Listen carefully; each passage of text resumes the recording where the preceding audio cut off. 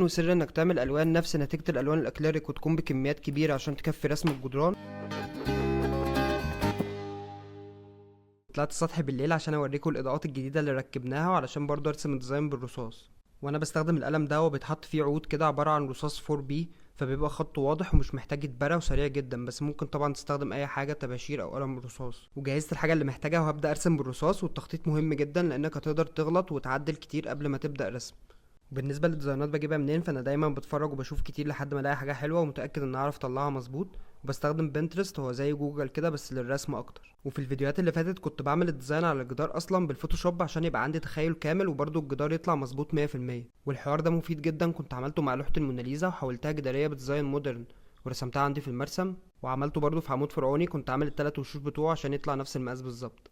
وبرضه ممكن تستخدم بروجيكتور في التخطيط، بس انا في الفيديو ده بخطط فري هاند من غير ما استخدم حاجه خالص. وفي ديزاينات كتير هتلاقيك قادر ترسمها عادي، بس ده بيطول جامد طبعا لدرجه ان الشمس طلعت عليا. هنا تاني كلها وش سيلر، وفايدته انه طبقه اساس بيخلي اللون يمسك اكتر على الجدار وبرضه يبقى فيه تشبع في الالوان، وده شكل القلبه بتاعته. وبعد ما السيلر نشف دهنت الاوضه كلها طبقتين بلاستيك ابيض، وكل ما تزود طبقات قبل الرسم كل ما اللون يبان من اول طبقه ترسمها، والفينش كمان هيبقى احسن.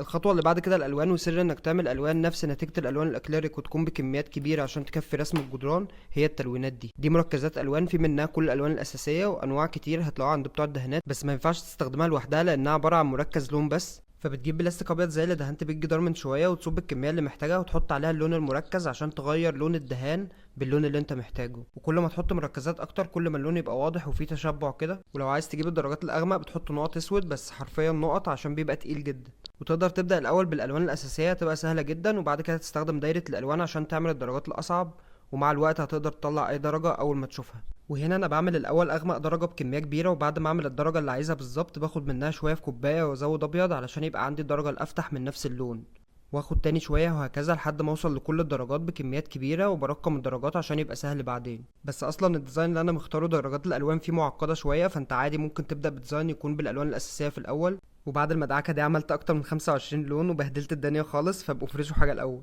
بس اهم حاجه اني عملت الالوان وخلصت، وبعمل تيست بدرجات اللون على ورقه وبرقمها نفس ارقام الكوبايات عشان يبقى اسهل. وبرضه بدهن غطا العلب عشان لما ينشف ابقى شايف نفس اللون بالظبط اللي هيبقى على الجدار. وبعد ما تخلص رسم والالوان تنشف ممكن تديها طبقه ورنيش اكليريك مائي عشان يحافظ على الالوان ويديها لمعه. وبالنسبه للفرش في 3 اماكن ممكن تجيب منها، دي الفرش بتاعه الخطاطين، ودي شعرها ما بيبقاش احسن حاجه بصراحه، خطها ما بيبقاش مظبوط. وممكن تجيب الفرش من المكاتب، بس في انواع كتير حاول تختار اللي شعرها زي القطط، دي بتبقى احلى حاجه، ودي الفرشه اللي بستخدمها دايما. وممكن تجيب برضه فرش ميك اب وتستخدمها وهتعرف تجيب كواليتي حلوه بسهوله.